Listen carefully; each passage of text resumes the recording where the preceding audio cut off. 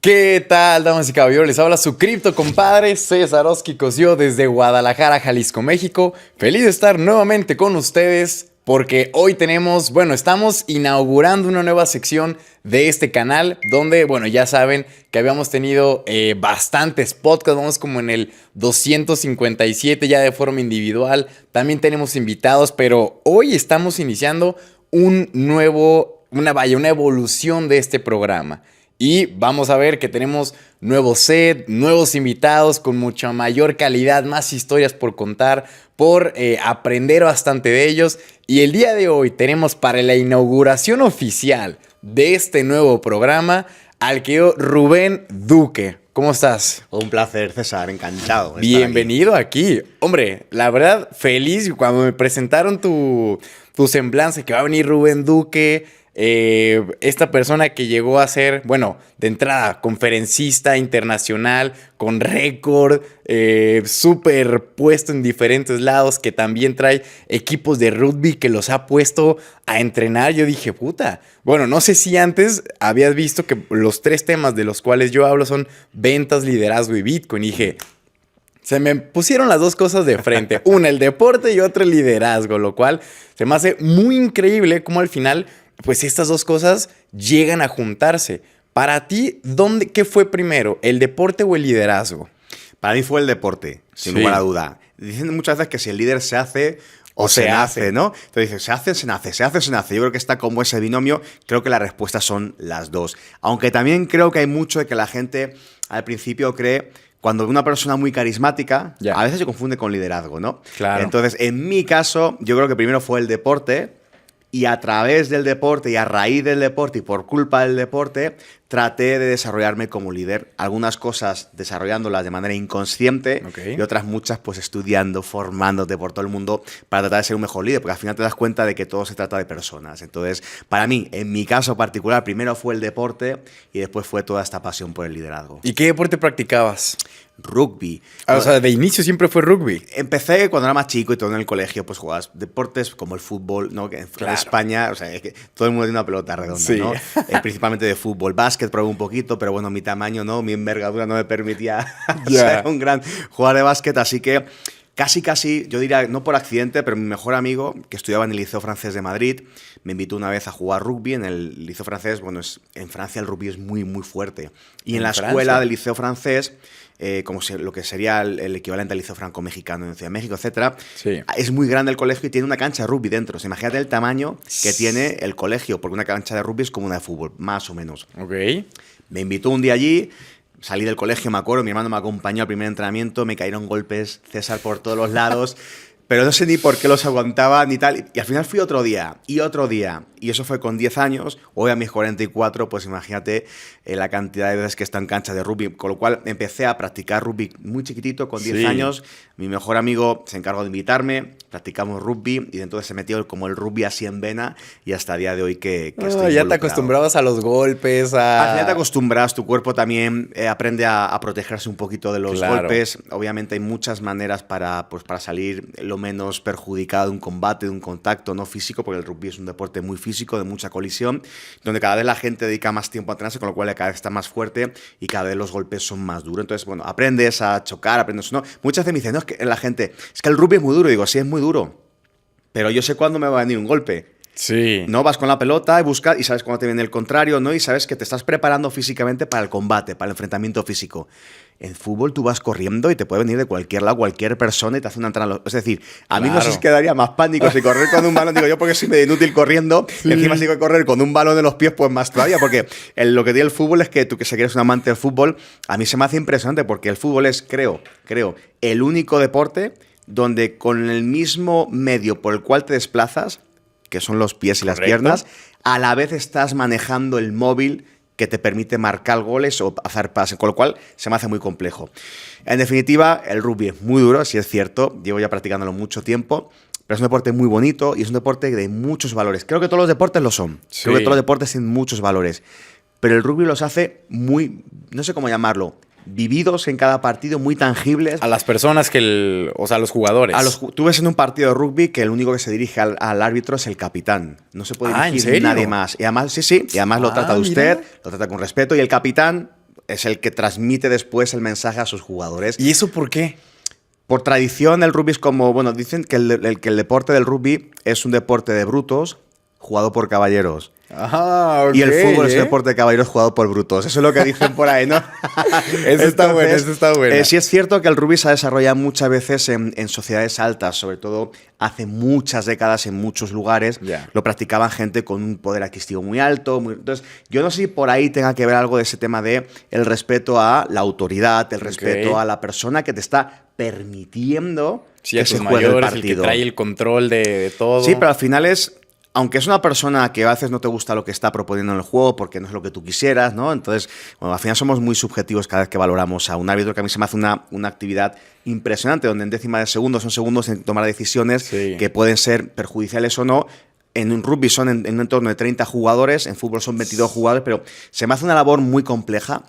Pero esa persona te permite que haya el deporte, te permite que haya un juego. Y creo que no se le da ni el enfoque correcto, ni el peso correcto, ni el agradecimiento correcto, porque sin árbitro no hay partido. Claro. Sin contrarios no hay partido, y sin contrarios tú no vas a poder mejorar lo que puedes mejorar gracias a que el contrario mejora. Tú dices, y ostras, ha mejorado, me ha ganado, ¿cómo le puedo ganar yo ahora? Y esto cada vez que voy a conferencias de empresas lo digo, hostia, agradece a tu competencia, porque si no hay competencia, tú no mejoras. No si no hay competencia, tú te relajas. Y cuando te relajas, caes. Cuando te relajas, dejas de respetar al contrario. Cuando te relajas, dejas de hacer todo lo que está en tus manos para ser mejor. En definitiva, cuando te relajas, te cazan. Como la fábula de la liebre y la tortuga. Que la competencia la veían tan atrás que uno dice, bueno, me relajo, total, viene muy, muy atrás. No, yo me disfruto, se duerme y cuando amanece, ¡pum!, la tortuga ya había llegado. Entonces cuando vuelven a reaccionar... Oye, pero eso del árbitro, tienes toda la razón. O sea, por lo menos en el fútbol uno ve que hasta el defensa, la propia banca le está mentando la madre. Y eso que dices, que el capitán es el único que puede referirse directamente a ello. Yo te pregunto, ¿fuiste capitán? ¿Te eligieron? ¿Cómo eligen al capitán? Porque es una responsabilidad muy grande. Sí, a mí me tocó ser capitán de mi club, el Liceo Francés, donde yo jugaba, ¿no? Sí. Y normalmente, bueno, hay como dos grandes casos por los cuales te eligen como capitán, ¿no? Okay. Una es, el entrenador te dice, tú eres el capitán, tú eres el elegido, y dices, gracias por el marrón que me están metiendo encima, ¿no? Y la otra es que al final tú permites que los jugadores elijan al capitán. Okay. Entonces son dos maneras diferentes, las cuales cada cual tiene como todo, tiene su pro y su contra. Claro. Cuando tú, por ejemplo, das a tu equipo la posibilidad, yo me estoy poniendo ahora como entrenador, de que entre los jugadores elijan al capitán o al capitán y vicecapitán, al final creo que es una manera como muy justa de decir, bueno, pues el representante lo elige el grupo que le va a seguir. Porque cuando es impuesto, a veces no te siguen. Hay choques, hay debería ser mejor él. Y... Claro, no, y al final yo creo que los dos métodos también.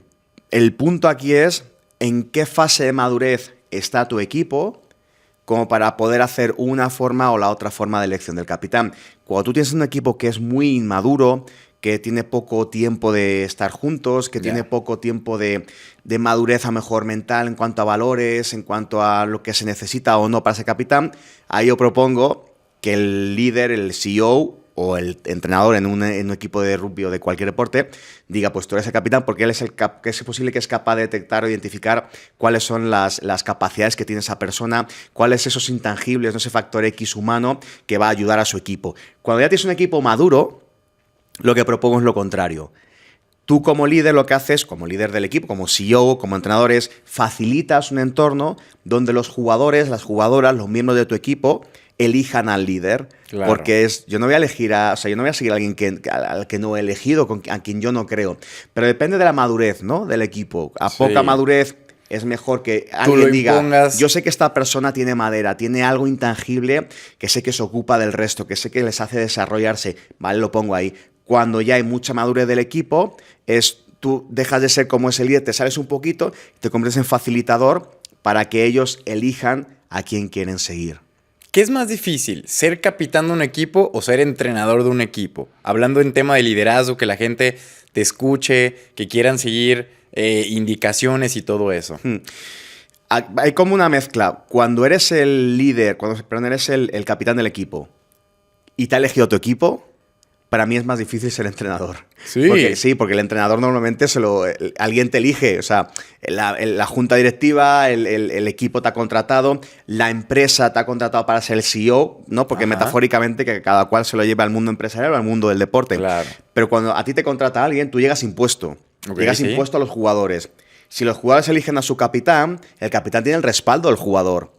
Pero el entrenador ha sido impuesto a los jugadores, con lo cual el capitán tiene el respaldo de su batallón, mientras que el entrenador, el CEO, está impuesto y tienen que hacerle caso. Y a veces es complejo, porque cuando estás... al final estamos todos viviendo en entornos sistémicos, ¿no? Entonces, en un entorno de fútbol, un entorno de un deporte, están los jugadores, pero también está el capitán, pero también está el entrenador y está el staff, y todos son relaciones. Pero también está la junta directiva, también están los socios, también está el público, está la afición. Todo es un entorno sistémico y todo afecta a todo. Está la presión social, está la presión de los medios de comunicación, eso afecta al entrenador, el entrenador se puede enojar con los jugadores, hay retorno, ¿no? Entonces es muy complejo. Y el entrenador normalmente es el que yo creo que sufre mucha presión, porque recibe la presión de todo lo que es la plantilla de jugadores, que es difícil gestionar personas. Es de las cosas creo que es más complejas en el mundo, porque cada persona tenemos nuestros estados de ánimo, tenemos nuestros motivadores diferentes, tenemos nuestros días que por lo que sea nos ha afectado algo en casa o no. Entonces, tú tienes que ser como un pianista que está tocando en fútbol. Pues si juega Nonza, aunque después tienes los que están en la banca, ¿no? Estás tocando una melodía, pero tienes que saber exactamente qué teclas es tocar de cada una de las personas. Correcto. Y cada persona, aunque sea normalmente una manera de ser, un día puede venir triste, un día puede venir motivado, le ha pasado algo en su casa, ha perdido a un familiar, ha discutido con su pareja. Hay mil cosas que pueden pasar y esta persona se encarga de gestionar un montón de gente de su equipo, pero a la vez está gestionando a su propio staff. Su propio staff también son personas que a lo mejor no piensan igual. Dicen, no, yo prefiero que pongas a esta persona porque pones a esta, te genera cierta presión. Aunque te quieran ayudar, pues a veces hay confrontamiento y dices, sí, pero yo creo que es esta. Y a lo mejor por eso llegas a afectar a esa persona que no le está gustando la decisión. Tienes tu equipo de fisios, tu equipo de médicos. Entonces, ¿cómo al final estás manejando un staff tú más estás gestionando a todas esas personas que a más alto nivel, a mayor cantidad de presión que se mete porque hay mucho dinero en juego, porque hay mucho ego en juego, es más, se va elevando la presión de esta persona que está en el medio, pero a la vez, todo eso está de este lado, jugadores, staff y el entrenador, pero a la vez está la junta directiva, están los medios de comunicación, están los fans, está en el centro de la presión. Entonces, es un rol muy complejo y esto es transportable a cualquier entorno. En la empresa pasa lo mismo. El CEO tiene al resto de directores de áreas, esos directores tienen a sus diferentes personas, es decir, tiene a su propio staff, pero a veces tienen que reportar a la mesa directiva, a la junta directiva, a los socios, inversionistas. Entonces, al final es una persona donde tiene que poner mucha presión. Mira, yo el otro día, hace poquito, estaba dando una conferencia, anteayer, en Ciudad de México, y estaba comiendo después de la conferencia con 3 de los líderes de la organización. Y yo les decía, ¿cuánto tiempo estás dedicando en tu plantilla, o sea, en tu planeación semanal, mensual, etcétera, a preparar tu liderazgo?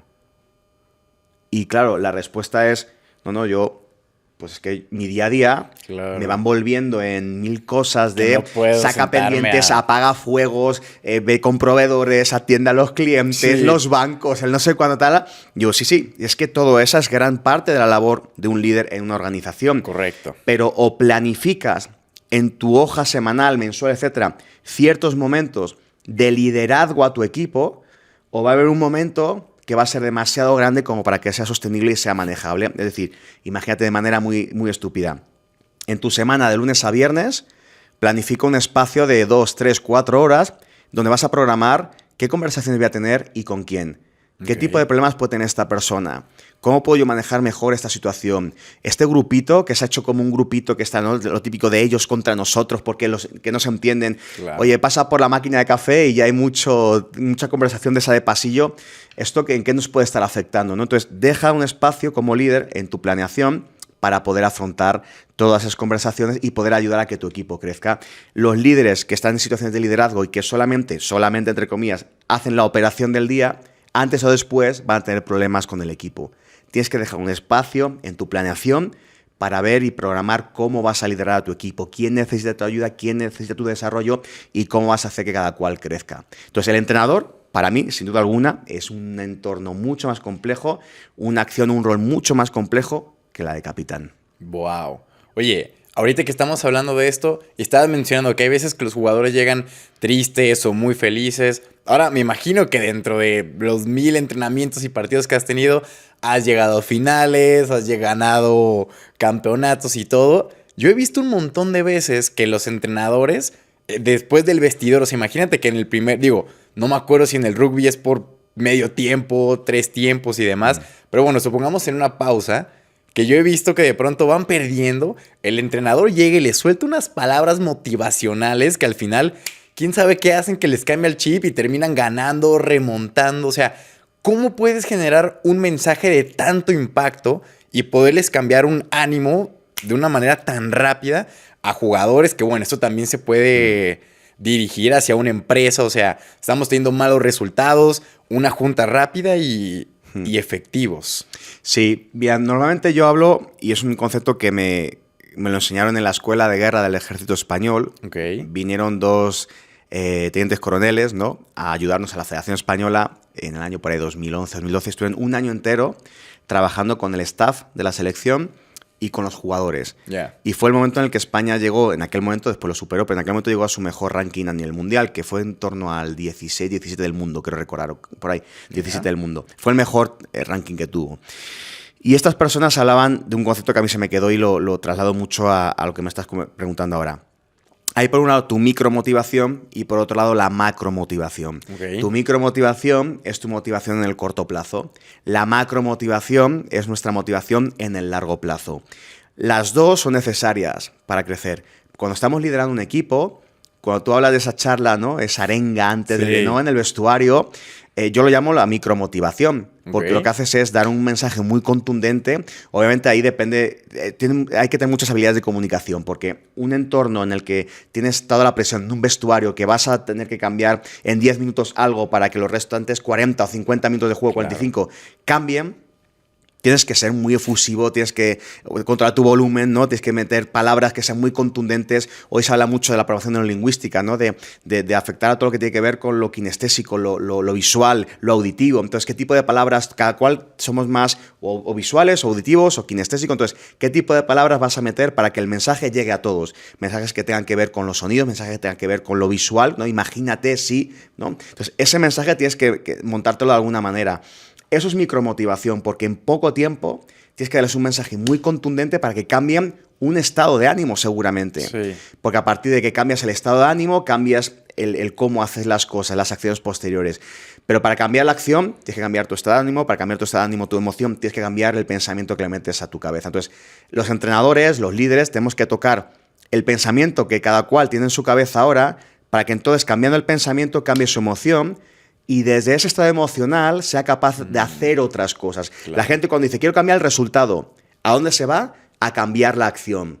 Y yo digo, error. Sí, está bien, cambia la acción, pero para cambiar la acción tienes que cambiar tu emoción. Y para cambiar tu emoción tienes que cambiar qué pensamiento estás llevando a tu cabeza. Porque cuando te va mal, normalmente el pensamiento y el autodiálogo que cada cual tiene es destructivo, es negativo. Palabras, pensamientos negativos generan estados emocionales que no te van a ayudar a ganar el desafío que tienes por delante. Entonces, el entrenador tiene que ser un catalizador de generar nuevos paradigmas en el pensamiento de las personas rápidamente para que cambie el estado emocional y cambien las acciones. Pero hay que hacer un mix entre cambios de estado emocional y ya que les tengo en otro momento, en otro estado emocional, ahora sí, ¿qué 2 o 3 cosas técnicas vamos a cambiar? Okay. Lo técnico sin lo emocional no sirve, lo emocional sin lo técnico tampoco. Porque tú tienes un equipo súper motivado y entregado, pero que no tiene la dirección de qué es lo que tiene que hacer con esta motivación, sí, pues y es como pollo sin cabeza, ¿no? Sale aquí, no, en plan a lo William Wallace, ¡vámonos! ¡Vamos! ¿A dónde? No sé, pero vamos. Sí. Exacto, pero claro, tienes un equipo que al contrario, que está, sabe exactamente qué hacer, pero no tiene ni idea no le sale el entusiasmo, pues seguramente sabe qué hacer sin entusiasmo, pues no vas a tener la energía para hacerlo. Claro. Entonces, para mí hay que cambiar esa micromotivación. Pero hay una cosa que para mí es fundamental. Cuando tú cambias ese estado emocional, esa micromotivación, tocas los pensamientos, emociones de la gente está bien, y le das las 2-3 claves técnicas, está bien, y en la empresa pasa lo mismo. Cambia el enfoque, cambia el estado emocional y después diles qué hacer. Claro. Pero en un partido, y que cada cual se lo lleve a su terreno, a los 4 minutos que sales a jugar y en rugby te han metido 4 golpes, o en fútbol te ha hecho 3 entradas, o te ha gritado, no sé, lo que te ha dicho el entrenador, seguramente, o ese estado emocional, se olvida, se diluye. Es decir, la micromotivación es como una mecha, pero que se consume muy rápida. Y de repente, explotas, sales como ¿no? a lo Will and Wallace, vamos, y después, ostras, ¿qué haces con esto? Entonces, hay para mí algo más que es conectar tu micromotivación con la macromotivación. Es decir, mi sentido en el corto plazo con mi sentido en el largo plazo. Y el largo plazo tiene que ver con el propósito del equipo. El largo plazo tiene que ver con el por qué y el para qué vamos a hacer las cosas. El tener clara tu macromotivación es lo que va a dar sentido a que después de que estés jugando 5, 7, 8 minutos después del vestuario, sigas teniendo un por qué y para qué pelear lo que queda de partido. Claro. Entonces, las dos cosas tienen que combinar. Salgo con el entusiasmo, cambio mi estado emocional, y después de que cambio mi estado emocional y que sé que tengo que hacer, y se acaba la fuerza, la meta del ya sé el por qué. ¿Para qué haces lo que haces? No sé si has visto la peli, me viene a la cabeza de Cinderella Man, la de Russell Crowe, el actor este de Gladiator, que hace un boxeador. ¿No? En la época te la recomiendo muchísimo. Okay. Cinderella Man, el hombre cenicienta, de hecho le llamaron así. Y cuenta la historia de un boxeador real que durante la crisis del 29 en los Estados Unidos, con el crack del 29, donde todo se va a bancarrota y tal, bueno, pues vive en la más mísera pobreza, tiene a sus niños chiquitos congelados durmiendo ahí, les mezcla la leche con el agua para que tengan un poquito más que tomar, les se queda sin comer para darle los filetes de carne a sus hijos, en fin. O sea, el tipo pasa a ser campeón del mundo, ¿no? A vivir esa situación porque estaba todo el mundo, estaba en crisis mundial, ¿no? Le dan la chance de volver a competir después de fracturas en la mano y tal. Bueno, al final le dan chance de volver a pelear cuando ya se suponía que él se había retirado. Sí, imagínate de los típicos problemas con tu pareja, que no, que otra vez boxear, que tal, pero no tenían nada, en fin, situación extrema. Y hay un momento en la película que está en la rueda de prensa cuando le dan la oportunidad de volver a pelear y los entrevistadores, los periodistas le preguntan, ¿y tú por qué peleas? Y hay un momento en la película donde cuando hacen esta pregunta salen imágenes, ¿no? Como él pensando, y le viene a su cabeza la leche de sus hijos mezclándola con agua. Y él dice, peleo por leche. O sea, entonces, al final creo que cuando encontramos ese para qué, al final, y fíjate qué visual, ¿no? O sea, tú imagínate que estás jugando un partido, imagínate que en su caso, ¿no? Que está boxeando, está metiendo una putiza, se sienta aquí en el rincón, ¿no? Le pone aquí la crema tal cual para que rebale los golpes. Y está agobiado, está matado, está a punto de casi tirar la toalla al suelo, no sé, asalto número 10, y le viene a la cabeza la leche y sus hijos sin la posibilidad de alimentarse. Claro, y eso vive emociones que uno dice... Eso sacas fuerzas de donde no las tienes. Entonces, a lo que voy justamente es, como líderes, somos generadores de estados de ánimo distintos. Tenemos que ser catalizadores de estados de ánimo. Pero claro, imagínate, ¿a ti quién te cambia el ánimo?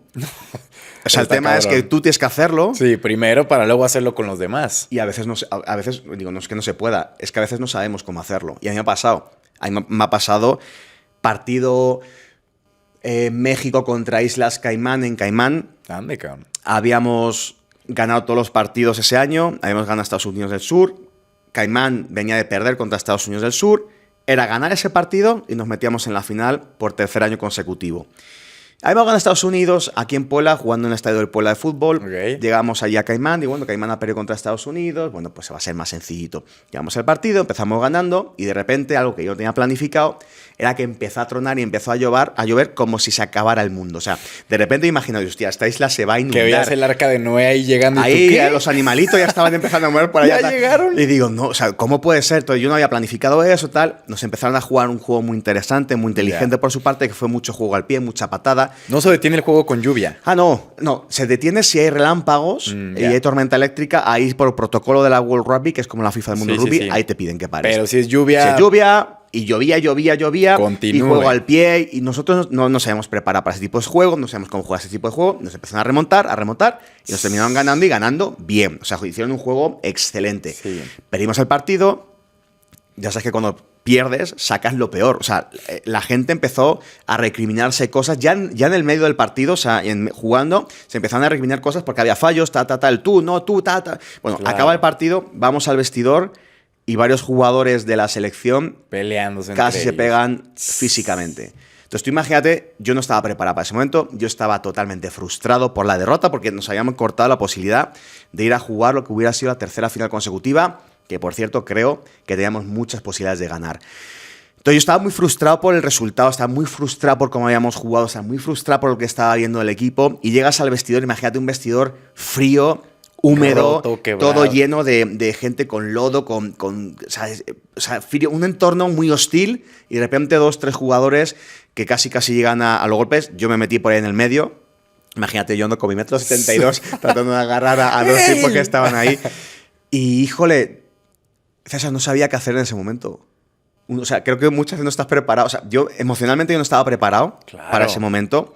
No tuve el tiempo para digerirlo y no tuve el tiempo para gestionar de la mejor manera que pude eso que había pasado. Entonces, lo único que se me ocurrió hacer es separar, pedir silencio, pedir que dejaran de pensar en el partido y ya, ducha y que nos íbamos todos al hotel.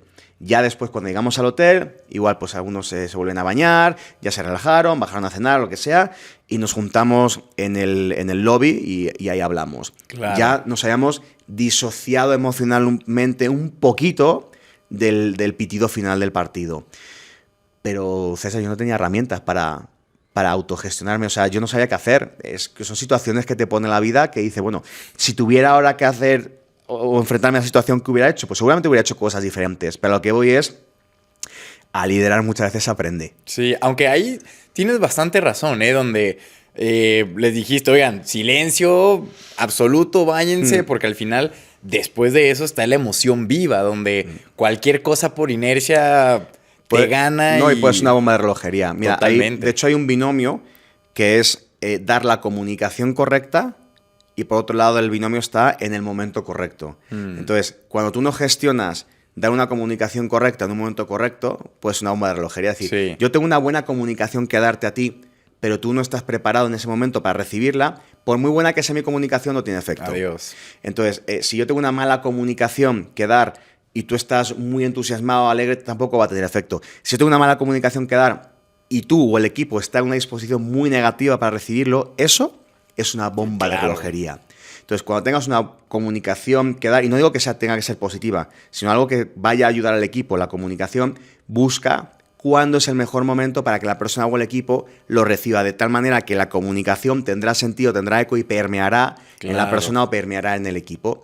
Porque como no sincronices bien el mensaje con el momento, eso es una bomba nuclear. En algún podcast seguramente platiqué eso, donde decía, oye, cuando tú veas que algo está pasando mal en la empresa, en el equipo, o que tú estés sintiendo la emoción viva, lo mejor es apartarse, alejarse. Totalmente. Ya sea un momento, un par de horitas, o sea, que tú digas, bueno, ya no la siento viva, ya estoy con la cabeza aterrizada y ya puedo comunicar bien sin el afán de soltar todo de a golpe. Y la pregunta aquí es, ¿cómo uno puede automotivarse?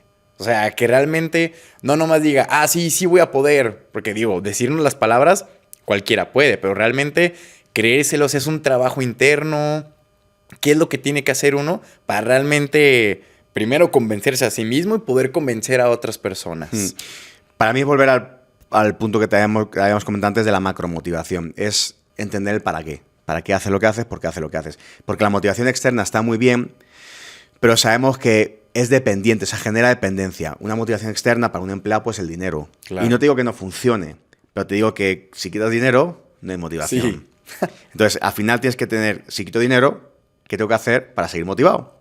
Es decir, ¿qué cosa yo haría sin dinero? Que hoy se habla mucho el Ikigai y todo ese tipo de cosas, ¿no? Sí, claro. Entonces, bueno, para mí es eso. O sea, al final de cuentas es qué te conecta a ti para hacer las cosas en los momentos complejos. Okay. Porque mira, cualquier idiota está bien cuando todo está bien. Lo difícil es estar bien cuando hay presión. Lo difícil es estar bien cuando las cosas no marchan bien. Claro. Lo difícil es estar motivado cuando todo tu entorno es un desastre y dices, por el amor de Dios, ¿cómo voy a seguir con esto?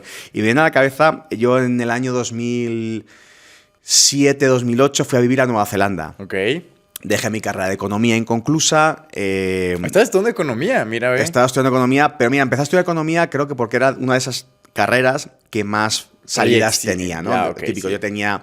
Bueno, tengo 3, 4 tíos que son banqueros o que fueron banqueros. Entonces uno dice, por bueno, aquí es, los por veía, aquí, por aquí, ¿no? Y lo típico, ¿no? También en mi sentir, para no defraudar a mis papás, aunque ellos jamás me pidieron que yo eligiera una carrera u otra, pero uno se mete como esa presión también de decir, bueno, me pongo a estudiar economía. Y no iba a clase, era un desastre, o sea, mal.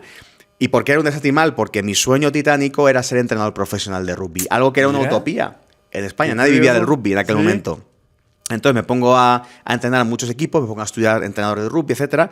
Entonces yo me pasaba entrenando, creo que calculé una vez, como por temporada llegué a entrenar hasta 9 equipos el mismo año. ¿9 equipos? Entrenaba a niños de 5 años, de 7 años, de 11 años, de 15 años, de 17 años. ¿Pero de la misma institución o...? Todos estos que eran categorías inferiores, desde los 5 años hasta los 17, era con mi club. Yo entrenaba a muchas categorías de mi club. Sí. Entrenaba también a la selección de Madrid sub-15, la selección de Madrid sub-17, selección de Madrid sub-19, selección española sub-17, selección española sub-20, y un colegio mayor, que es una residencia de estudiantes. ¿Cuántas horas tenía tu día o qué? No, lo que pasa es que lo bueno es que como a los niños chiquititos les entrenaba durante el día.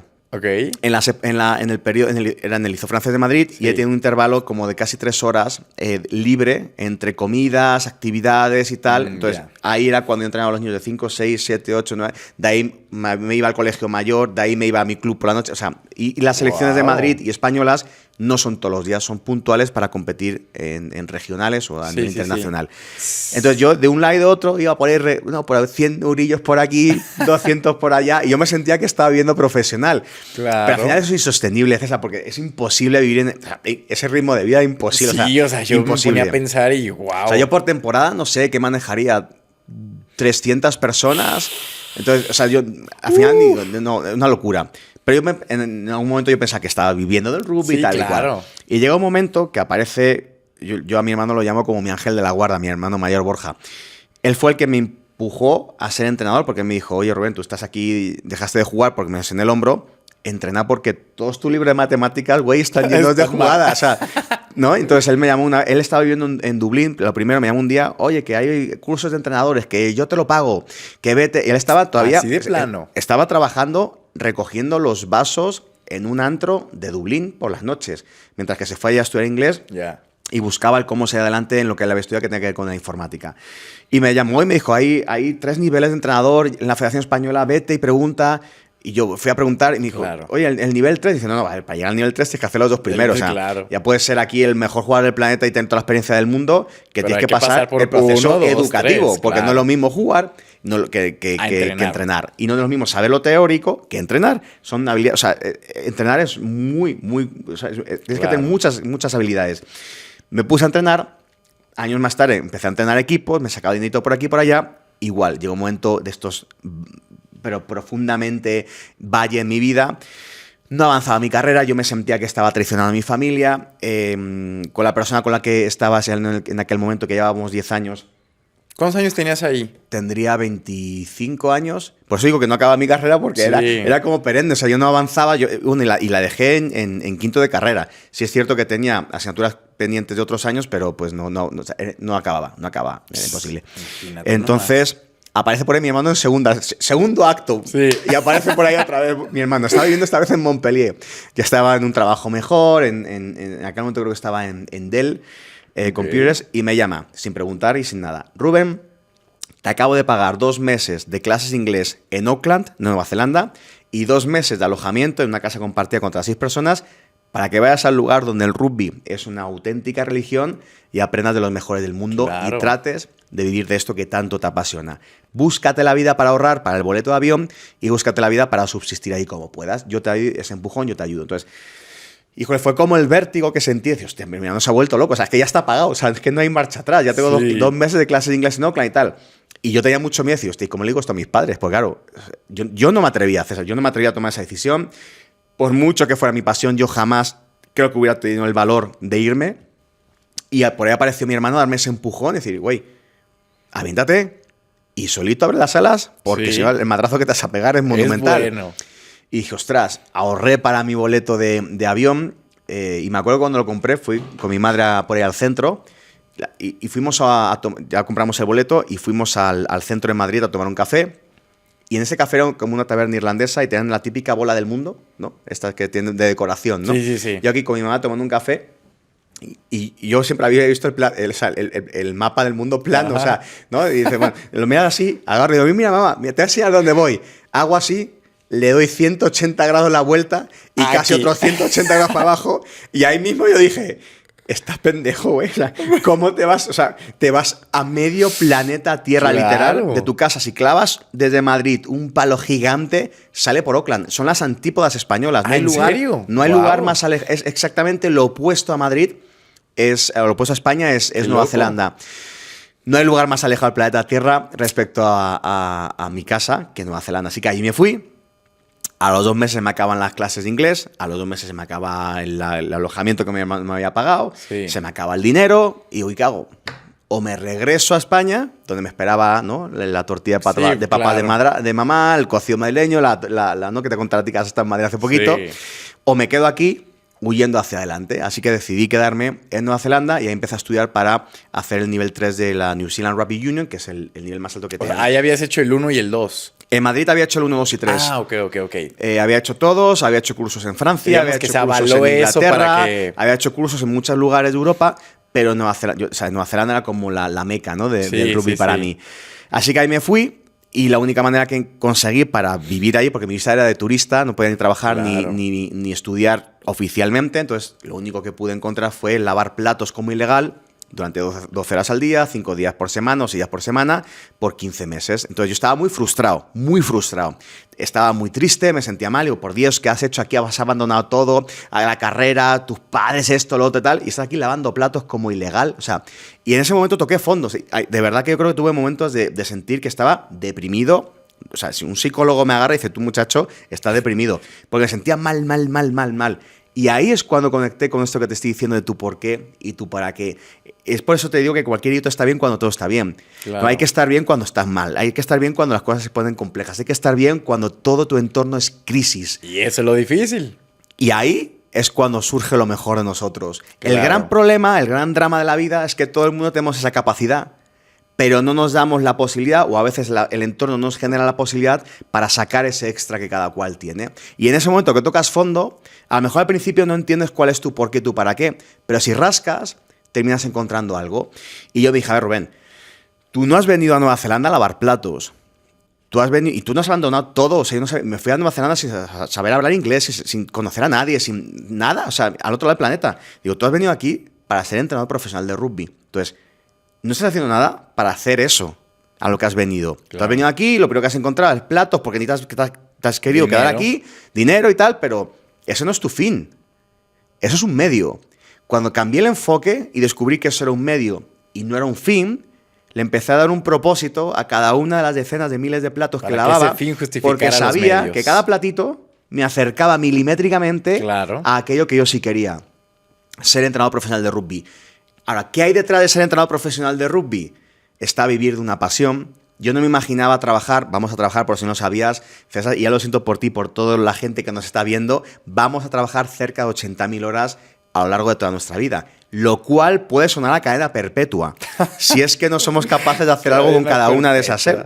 Entonces dije, o sea, yo a mi padre le había visto trabajar como loco, o sea, y yo digo, yo quiero tener una vida donde sí pueda trabajar mucho, pero tenga sentido para mí el trabajo que hago, me emociona el trabajo que hago, ¿no? Entonces yo me imaginaba una vida así, y el rugby era la clave. Entonces mi propósito era, yo quiero hacer esto, porque yo quiero tener una vida donde aquello que haga me apasione, donde ponga lo mejor que traigo, donde cuando haya problemas los pueda solventar, donde además eso me pueda permitir a mí vivir de una manera lo mejor posible a nivel financiero, a nivel económico. Entonces ese era mi propósito y eso era lo que decidí hacer. Entonces el propósito para mí es la clave de cuando estamos tocando fondo, salgamos a flote. Llámalo propósito, llámalo sueño, porque creo que también hoy en el mundo todo el mundo está hablando de propósito y la gente dice, hostia, yo no tengo propósito, ¿qué hago? No, mi vida no tiene sentido, ¿no? Hostia, busca algo que te mueva, ¿no? Donde haya algo de vértigo, ahí es. Porque algo que no te emociona cuando lo piensas, algo que no te da medio miedo cuando lo piensas, por ahí no es. Puedes hacer un montón de ejercicios para intentar encontrarlo, para intentar motivarte. Yo, por ejemplo, estuve trabajando con Patricia García, atleta olímpica de la selección española de rugby. Ella llegó a ser olímpico y empecé a trabajar con ella en tema de coaching. Estaba estudiando coaching hace mucho tiempo, empecé a estudiarlo. Dije, hostia, necesito a alguien para hacer prácticas. Oye, Patri, ¿te animas? Ella había empezado a jugar rugby hace poquito. Venga, sí. Y nuestra primera sesión de coaching fue en el National Geographic de la Gran Vía de Madrid, que ya no está. ¿Qué tal? Y con mesas estas de madera enormes, cafecito y tal. Y le regalé un blog en blanco, rotuladores. Tuvimos nuestra sesión de coaching y después le dije, hala, imagina tu futuro. ¿Cómo que imagina tu futuro? Escríbelo. Vale, escríbetelo. Estimula el hemisferio izquierdo. Ahora, perdón, el hemisferio derecho. Ahora, imagínalo. Estimula tu otro hemisferio. Pon razón con emoción, porque un objetivo que solamente es racional no es potente. Un objetivo que es racional y que a la vez despierta la emoción de decir, ¿cómo te imaginas viviendo un día de tu vida como el que estás soñando? Pruébate ese día. Claro. Tú cuando vas a la tienda porque quieres ropa, ¿qué haces? Te la pruebas. Pues Sí, pruébate sueños. totalmente. Pruébate Wow. sueños. Pruébate un sueño y imagínate desde que te levantas a que te acuestas viviendo ese sueño. ¿Qué tal te has sentido? ¿No sabes qué? No me ha gustado. Pues déjalo en la tienda. Sí. Vete a por otro. Oye, imagínate, ¿cómo imaginas esto? Haciendo esto cada día. Ostras, pues sentí cosquillos, sentí emoción, tal, pues por ahí va. Entonces, cuando ya juntas razón con emoción, pues ya la dije, bueno, pues ahora dibújalo todo, ¿no? Dibujó un montón de cosas, ¿no? Año 2010, dibujó un montón de cosas, pero en el centro estaba el plato gordo. En el centro estaba un campo de rugby con la antorcha olímpica a un lado y los aros olímpicos a otro lado. Y había un puntito por ahí entre el público que según ella era su mamá, y ahí estaban varios puntitos que según ella era España. Ella en el año 2010 soñaba con ser atleta olímpico en el año 2016 en Río de Janeiro, cuando el rugby volvía a ser olímpico después de como 50 años, 60 años que había dejado de estar olímpico. 2016 Río de Janeiro, rugby vuelve a los olímpicos. Y en el año 2010 esta jugadora sueña con ser olímpica en el año 2016. Año 2016... Patricia García estaba dando la patada de inauguración en la modalidad de rugby en los Juegos Olímpicos de Río de Janeiro. ¿Qué tal? Por eso ese dibujo, esa imagen, y no solamente esa imagen, lo que eso te hace sentir y vivir, ¿no? Porque tienes que estimulártelo. Dices, ¿lo logré? Aquí está. Entonces todo lo que dibujó, todo lo logró. Entonces a veces digo que también nos podemos autoayudar o alguien nos puede ayudar con actividades como esa o otras muchas que se pueden hacer para descubrirlo. Pero para mí esto de encontrar con una pasión, un motivo, al final es un motivo. Claro. Llámalo propósito, llámalo lo que sea. Al final es un motivo. ¿Qué te motiva a ti? ¿No? ¿Y qué te hace vibrar? ¿Qué te hace conectar? ¿Y qué hace que cuando piensas en eso estás dispuesto a sacar lo mejor de ti? Y te entusiasma. ¿No te pasa a ti? A mí me pasa mucho. Que cuando vas... el otro día lo comentaba con otra persona que me entrevistó, que yo cuando voy caminando por la calle, para mí es como un termómetro. Yo soy mucho de dar paseos. Cuando de repente estoy conectado con algo que me está estimulando, mi manera de caminar, o sea, me siento fuerte y rápido, ¿no? No me di cuenta y he caminado 3 kilómetros. Cuando voy por la vía normal voy así medio cabizbajo, chepudo, en plan rollo Quasimodo, ¿no? 4 horas, 1 kilómetro y tú... Claro, entonces dices, no, pues ahí es. Sí. Entonces creo que tener ese conector hace que deje de ser ese idiota que está bien cuando todo está bien y que seas esa persona que cuando todo está mal se pone las pilas para buscar cómo sí hacer las cosas. Que también algo importante es entender que son procesos. O sea, ella hizo ese ¿cómo le llamas? El Vision Board, lo puedes llamar. Vision, exactamente. En 2010. Y eso fue 6 años más tarde. Es que a veces la gente dice, lo dibujo hoy y seguramente ya la siguiente semana y si no, no funciona. Si tú le dices a alguien, oye, dibújalo hoy y en 6 años lo verás, no funciona, no, o se motivan las primeras semanas, meses, reafirmando, repitiendo, pero después se les olvida que es parte de un proceso, que eso es algo que he entendido bastante de los atletas, que son personas de alto rendimiento que, por ejemplo, entrenan horas, días completos para una competición que apenas dura...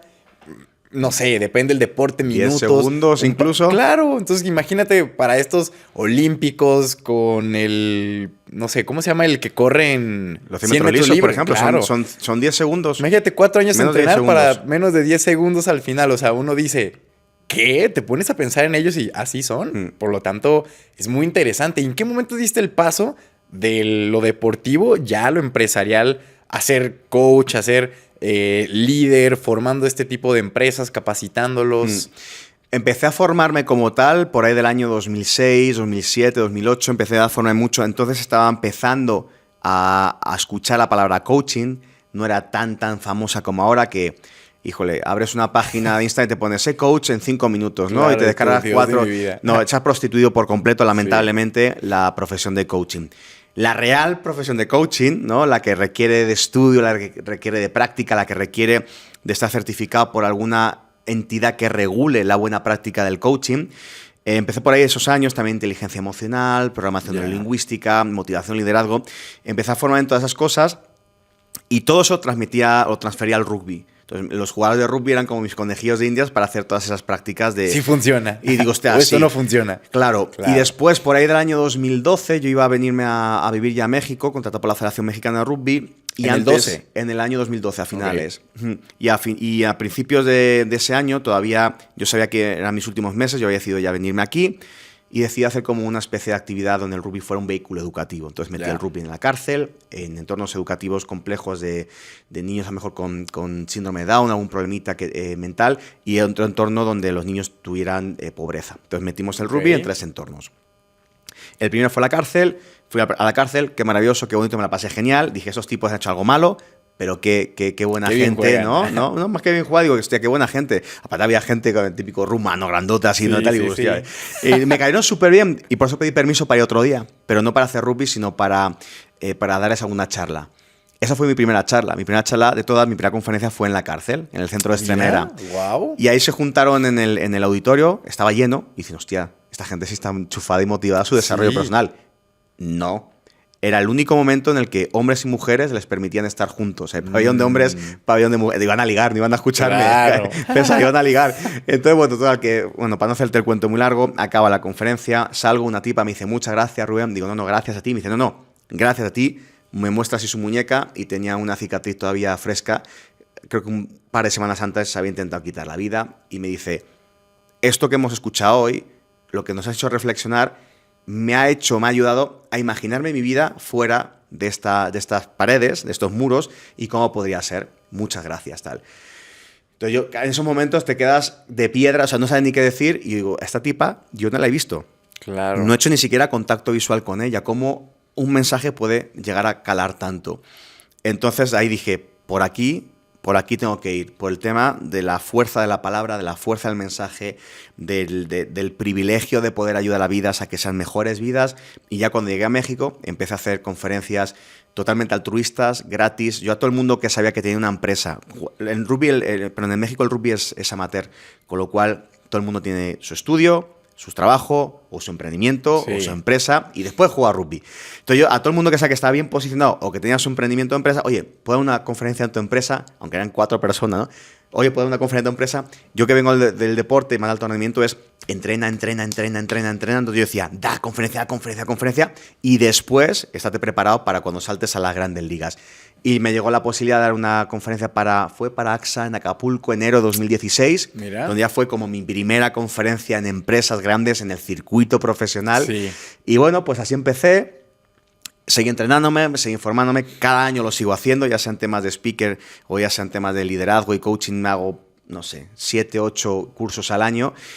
Pero en aquel momento empecé, pues no sé, me salían un par de conferencias al trimestre, más o menos.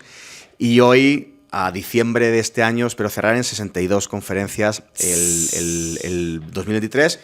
Un poquito más de las que hice el año pasado, con lo cual pues ya me pude asentar, porque como estuvo la pandemia de por medio, yo estaba agarrando vuelo, llega la pandemia y ¡boom! Entonces lo bueno ha sido que ha vuelto a crecer y ha crecido mucho, y lo que principalmente ahora hago es tema de conferencias enfocadas a equipos, principalmente también temas de liderazgo y motivación, en empresas bastante grandotas y por toda la República, por toda Latinoamérica, por España, y haciendo talleres también para desarrollar a líderes y desarrollar equipos. Así que pues ahora mismo mi labor principal es esa, y traslado muchos aprendizajes del deporte de alto rendimiento y los traslado al mundo de la empresa, al mundo del desarrollo personal y profesional.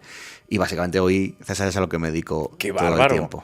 Pregunta rapidísima, ¿cómo logra? Porque digo, me respondiste hablando en un equipo donde tienen las mismas metas, tú como entrenador, tan enfocados, campeonatos, pero por ejemplo, en ese caso donde estabas en una cárcel, donde son personas que nunca habías visto, que claramente las metas, o sea, son muy diferentes unos de otros, estás viendo que le llegaste a salvar la vida a una persona, ¿cómo generas un mensaje de alto impacto con personas que no conoces? O sea, que generes esas emociones. Creo que empatizando. Si bien toda la gente que fue ahí iban a ligar, no iban por otra cosa, ¿no? Teniendo en cuenta eso, no, y fuera, bromas afuera, claro. No venían como equipo a que yo les hablase como equipo, venían Claro. como individuos. Exacto. Y hay algo que creo que es una herramienta fundamental y es empatizar con la gente.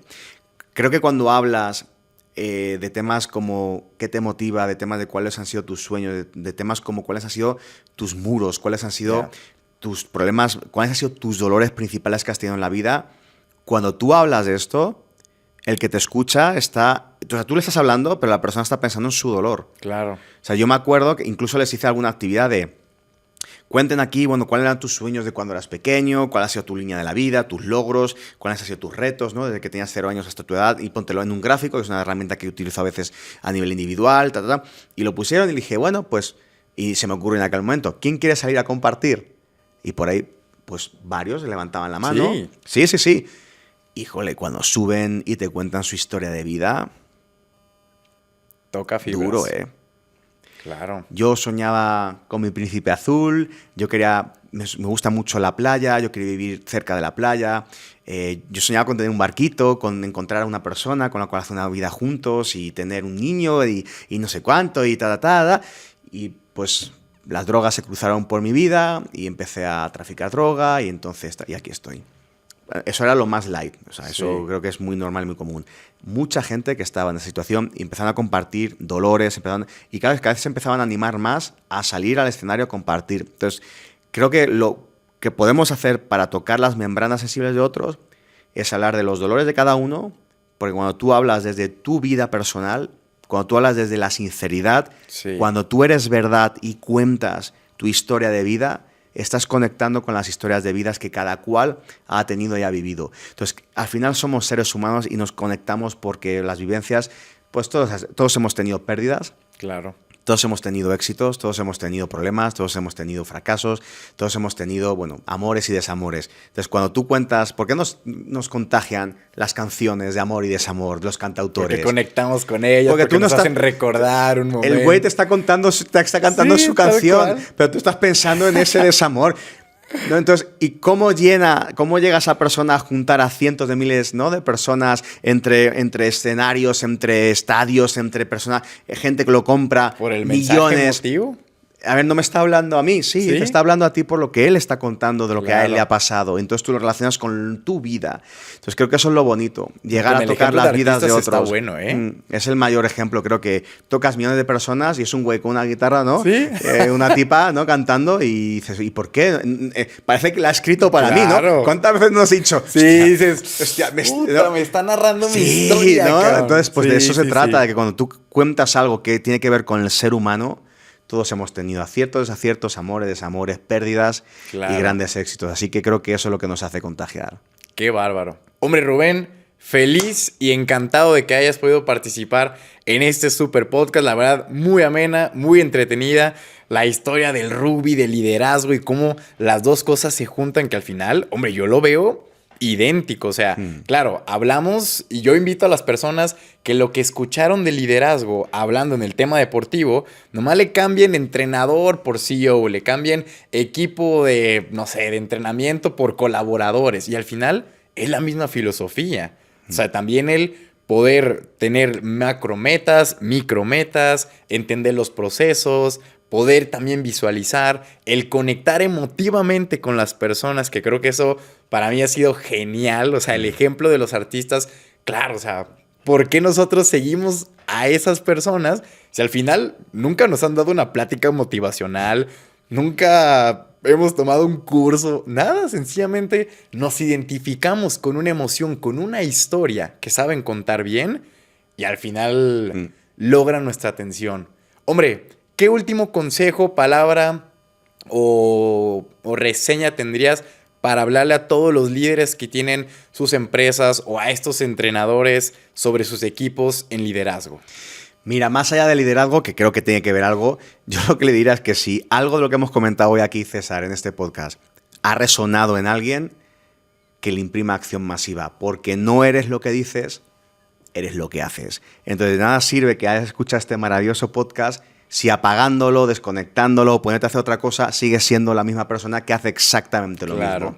Entonces, mi recomendación es, recuerda que no eres lo que dices, eres lo que haces, así que milimétricamente, aunque sea solo una idea, ponla en acción ya. No esperes al lunes, Sí. no esperes al mes que viene, no esperes al 1 de enero, imprime la acción masiva, ya haz algo diferente y empieza a cambiar tu comportamiento y por ende empezará a cambiar el comportamiento de los demás. Si ahorita estás motivado, sigue todavía allí, no pierdas la motivación 2 días más tarde, que eso pasa muy seguido. Escuchas un programa y tú, sí, me tocó las fibras. Y luego llega el fin de semana, llega algo y te desconcentras y ¡pum! Ya la emoción y el plan que tenías se te fue. Hombre, ¿dónde te pueden encontrar? Platícales a todas tus redes sociales para que puedan seguirte, seguir en contacto, que aprendan de ti. Claro que sí, César. Me pueden encontrar mi propia página web, que es rubenduque.com. En Instagram estoy como rubenduque_go for it. En LinkedIn también como Rubén Duque. Y en Facebook como Rubén Duque_normal, go for it. Y también tengo un podcast que se llama Equipos Invencibles. Así que por ahí nos podemos escuchar. Donde siempre van a por todas, que ese es nuestro lema ya de la comunidad. Y pues hombre, las veces que gustes eres súper bienvenido a esta tu casa y pues qué gusto. Un placer. Muchísimas gracias y nos estamos viendo muy pronto. Como siempre les digo, este es Rubén junto con César Oski y les mandamos un fuerte cripto abrazo. ¡Ánimos!